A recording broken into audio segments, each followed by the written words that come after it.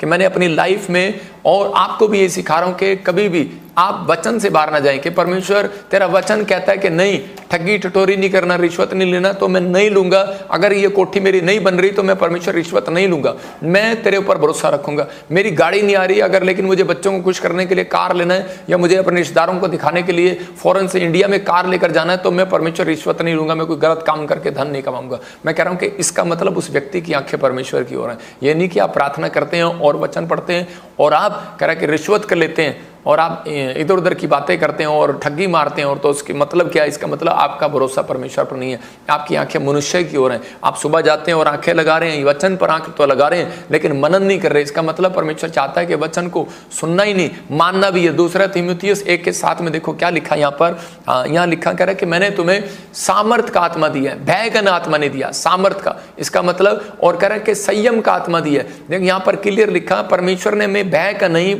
सामर्थ का, ताकत का आत्मा दिया, डरने वाला आत्मा नहीं दिया। कोई भी आता है आपको छिपकली आपको डरा देती है प्रार्थना में, कोई भी आता है बिल्ली रास्ता काट जाती है, लोग कहते हैं वो तेरी बिल्ली रास्ता काट गई। मतलब आज हो सकता है आपको कोई बीमारी आ जाती है तो उसी समय आप डर जाते हैं। परमेश्वर का आत्मा कहता है मैंने तुम्हें डर का, भय का आत्मा नहीं, मैंने तुम्हें सामर्थ का आत्मा दिया और संयम का आत्मा। मतलब बहुत बार कह रहे कि मैं इसी वचन से बता रहा हूं, लगा के रखना जरा, कि हिजकिया एक बार बीमार पड़ गया, उसको एक बहुत बड़ा फोड़ा हो गया, और फोड़ा होने के बाद उसी समय एक प्रार्थना करने वाला व्यक्ति है और वो राजा है, और उसी समय जब उसको फोड़ा हो जाता है तो उसी समय वो डर जाता है, लेकिन उसी समय उसको भरोसा था, वो एक आत्मिक व्यक्ति था, उसके उसी समय उसको ध्यान आता है कि परमेश्वर की ओर मुंह करना चाहिए मुझे। वो दीवार की ओर मुंह करके परमेश्वर से प्रार्थना करने लगा।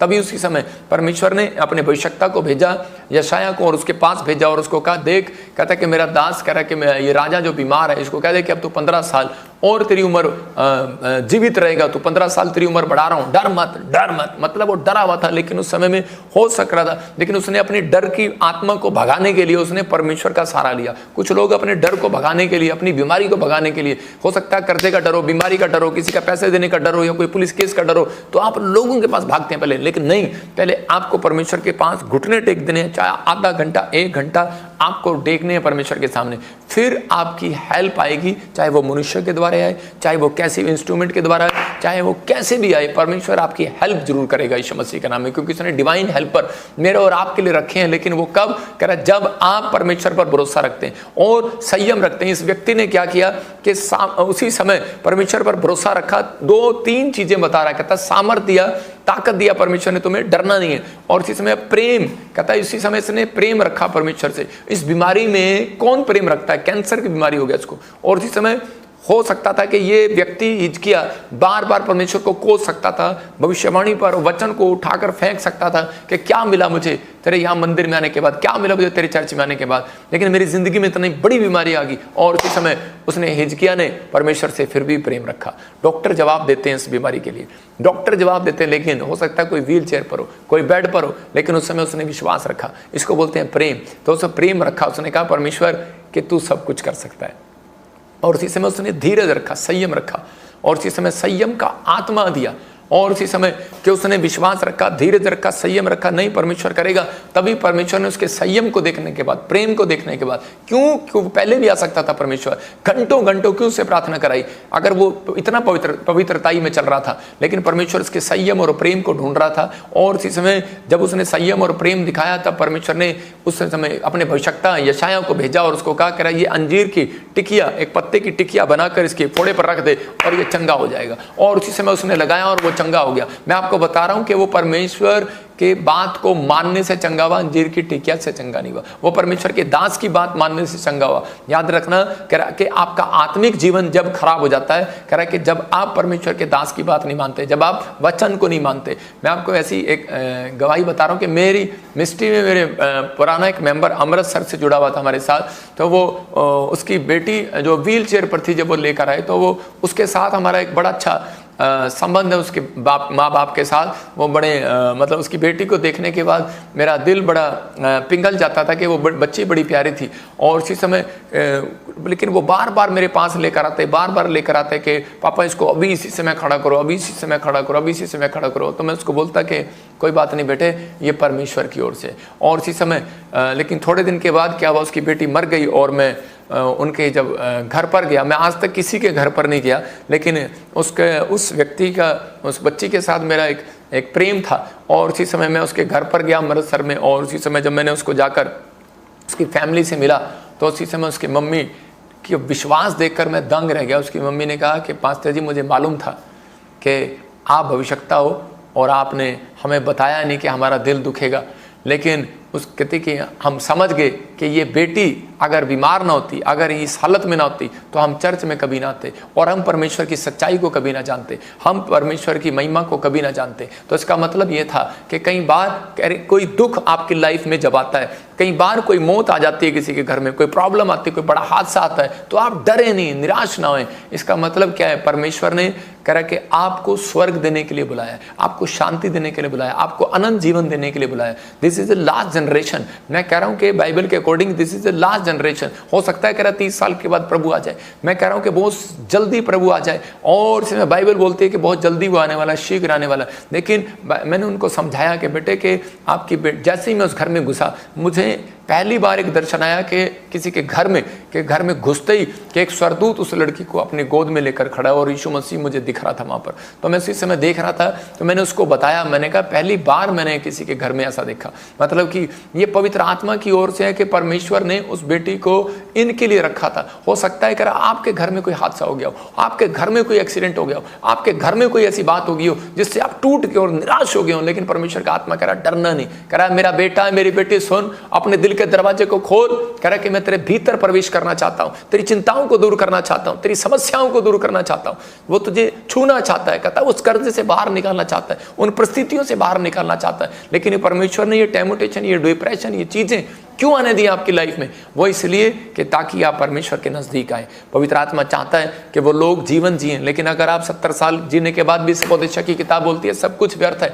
अंबानी के पास कितना पैसा उसने आपने कह रहे कि बेटे की शादी में लगाया। मैं देख रहा हूं 1 महीने से वो फंक्शन करते जा रहे हैं, लेकिन इतना पैसा लगाने के बाद भी वो कहता है कि अपनी हेल्थ में सुधार नहीं कर पाया। मतलब कि वो हेल्थ में मतलब इतना सुधार, लेकिन कितना सुधार करेगा? लेकिन एक दिन, ठीक है वो पैसे के हिसाब से वो अपनी हेल्थ में सुधार कर रहा है, लेकिन एक दिन आएगा कि पूरी दुनिया के लोग देखेंगे कि हर व्यक्ति कह रहा है कि मरता है, कोई ना कोई तो मरेगा, लेकिन क्या होगा कि प्रॉब्लम तो उनको भी आएगी, लेकिन पर वो पैसा यहीं रह जाएगा। मैं फिर उनको बता रहा हूँ, सब लोगों को बता रहा हूँ कि उन लोगों में ध्यान रखना कि कोई बड़ा मंत्री है, कोई बड़ा अमीर है, कोई बड़ा धनी है या गरीब है, कहता है लेकिन परमेश्वर के सामने कहता है कि सिर्फ कहता उन लोगों का सम्मान किया जाएगा जिन्होंने धरती पर संयम रखा है या नहीं है, चंगा हुआ या नहीं हुआ, परमेश्वर उसकी संयम का इंतजार करेगा। जिसने प्रभु पर भरोसा रखा, अपनी आंखें परमेश्वर पर लगाई, पवित्र आत्मा कहता है कि उन लोगों की जिंदगियों में आज भी परमेश्वर बड़े बड़े काम करेगा। हिजकिया हो सकता था वापिस चला जाता कि मैं ठीक नहीं हो पा रहा,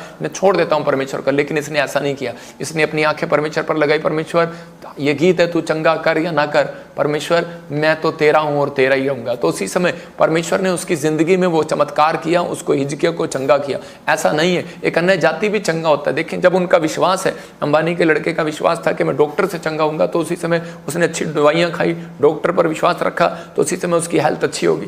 मैं कह रहा हूं कि अगर आपका विश्वास डॉक्टर पर है, इंसान पर है, किसी पर भी है, लेकिन एक आस्था आपके अंदर होनी चाहिए, एक विश्वास आपके अंदर होना चाहिए। जब आप विश्वास करते हैं तो पवित्र आत्मा आपकी जिंदगियों में चमत्कार करता है। तो आज आपको बिलीव करना है कि आत्मिक भी डरता है, शारीरिक भी डरता है, बस फर्क इतना है कि शारीरिक परमेश्वर की ओर नहीं, कहता लोगों की ओर मदद मांगने जाते हैं, और लेकिन आत्मिक लोग, मैं शारीरिक लोगों से नहीं आत्मिक लोगों से बात कर रहा हूं कि आज के बाद आप कहां मदद मांगने जाएंगे। आपको फैसला लेना है कि मैं परमेश्वर अपने डर में, अपनी बीमारी में, अपनी समस्या में परमेश्वर तेरे पास जाऊंगा। मैं पवित्र आत्मा के वचनों से आपको बता रहा हूं, भजन संहिता 34:8 में लिखा, कह रहा परख कर देख यहोवा कितना भला है। कई बार वो हमें परख कर देखता है, कई बार वो परीक्षाएं आने देता है, कई बार परिस्थितियां आने देता है कि ताकि आपके घर में लड़ाई झगड़ा है। कई बार वो देखता है कि अगर आप लड़ाई झगड़े में क्या करने वाले हैं, आप बीमार पड़ने वाले हैं तो आप क्या करने वाले हैं। शैतान कई बार हमारे विचारों में डराता है, नहीं तू मर जाएगा, नहीं तेरे साथ ऐसा होएगा, लेकिन बाइबल बोलती है शैतान झूठा है, वो लायर है।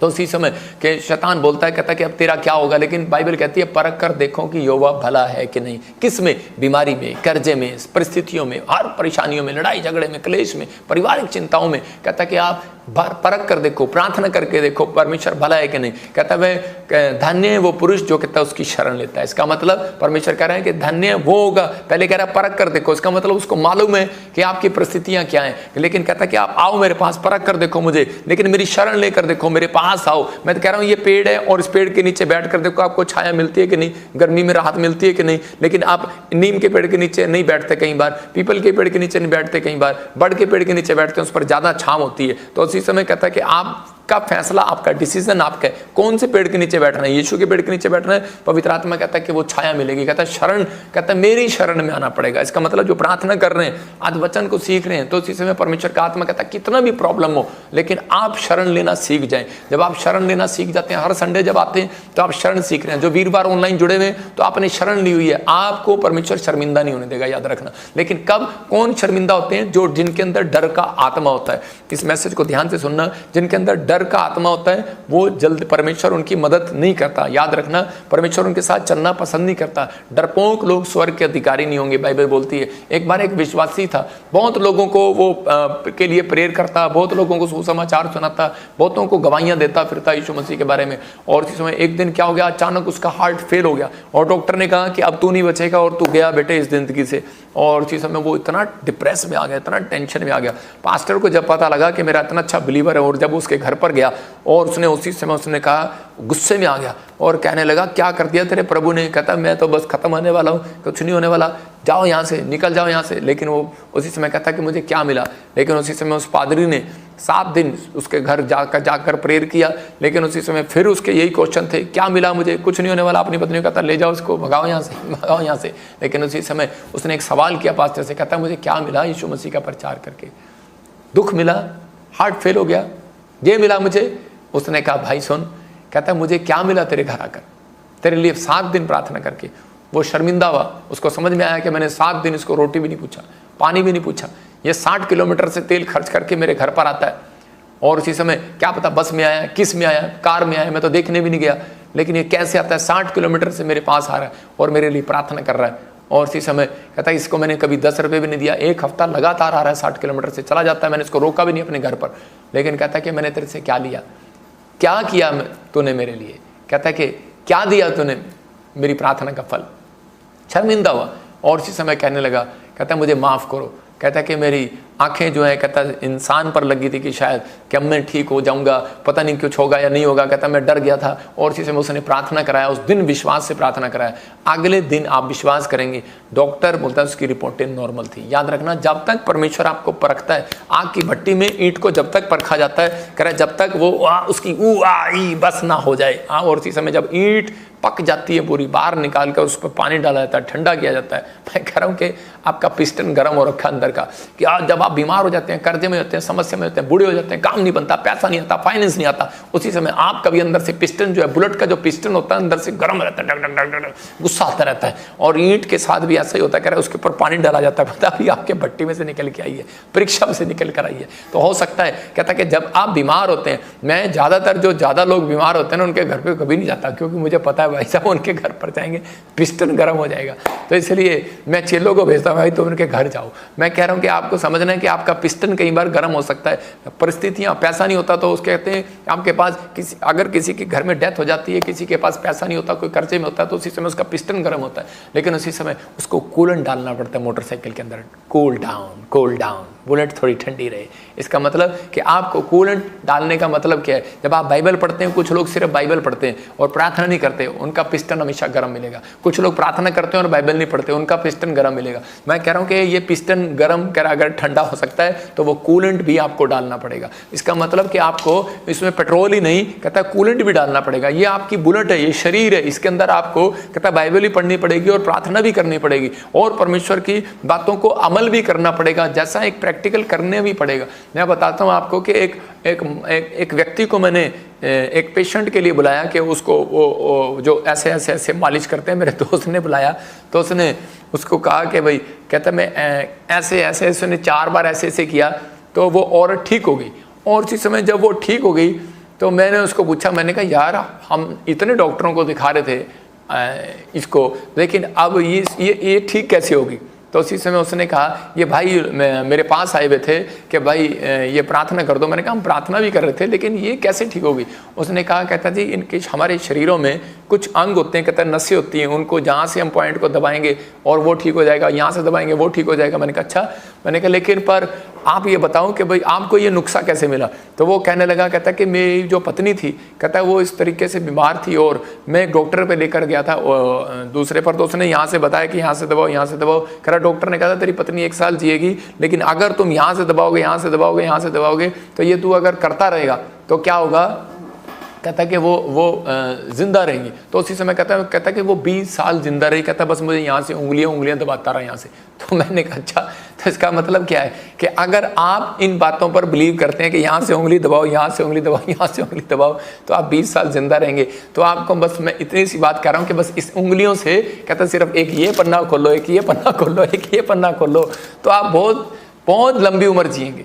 आपको समझना है, क्योंकि बाइबल कहती है, कह रहा है कि मैं उन लोगों को देखता हूं जिनकी हड्डियों में प्रॉब्लम होती है और वो हड्डियों के लिए बेचैन होते हैं। मैं उन लोगों के लिए बात कर रहा हूं कि परमेश्वर का आत्मा कहता है कि 3 अध्याय में नीति वचन में कह रहा है कि अपनी दृष्टि में बुद्धिमान ना होना, यहोवा का भय मानना और बुराई से अलग रहना, ऐसा करने से तेरा शरीर भला चंगा रहेगा और तेरी हड्डियां पुष्ट रहेंगी। जब आपने इस उंगली से अगर काश ये वचन खोल लिया होता तो आपको पड़ा होता कि इसमें बुराई नहीं करना, आपको क्रोध नहीं करना, बुद्धिमान होना, भय मानना परमेश्वर का, हर पाप से अलग रहना, तो कहता है तेरी हड्डियां पुष्ट रहेंगी, भली चंगी रहेंगी। मैं उन लोगों के लिए बता रहा हूं कि पवित्र आत्मा अगर जो आज आपको सिखा रहा है, ये गुण है, ये एक अभिषेक है। किसी व्यक्ति को डॉक्टर के कभी एक गुण दिया गया, किसी को मालिश करने का गुण दिया गया, किसी को प्रचार करने का गुण दिया, किसी को प्रोफेसी करने का, किसी को प्रार्थना करने का गुण दिया गया, लेकिन आपको सिर्फ एक गुण मांगना है परमेश्वर से। मैं कह रहा हूं आज हर प्रकार का डर आपके अंदर से खत्म हो जाएगा यीशु के नाम में। कहता आपको वो क्या मांगना है? कहता परमेश्वर से वो मांगना है, कहता है कि पवित्र आत्मा जी